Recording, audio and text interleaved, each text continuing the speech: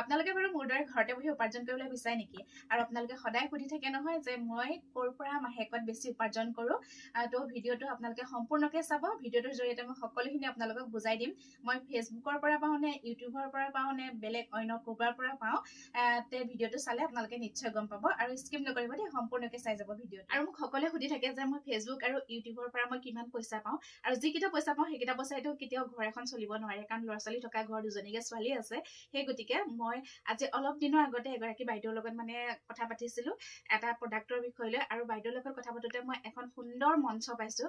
আৰু সেই মঞ্চখনত মানে মই কাম কৰি ইমানেই বেছি উপকৃত লাভ কৰিছোঁ। সেই গতিকে মই ভাবিছোঁ আপোনালোকৰ লগতো সকলোখিনি শ্বেয়াৰ কৰোঁ। কাৰণ সকলোৱেতো এনেকুৱা এটা এণ্ড্ৰইড মোবাইল হাতত লৈ থাকে।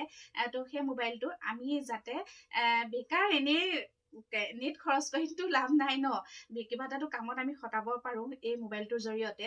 সেই গতিকে মই তলত তিনিটা নাম্বাৰ দি থৈছোঁ স্ক্ৰীনত। এই তিনিটা নাম্বাৰৰ লগত আপোনালোকে কণ্টেক্ট কৰিব। আৰু কণ্টেক্ট কৰিলে মোতকৈও ভালকে আপোনালোকক সুন্দৰভাৱে বুজাই দিব তাত থকা ছাৰ বাইদেউসকলে।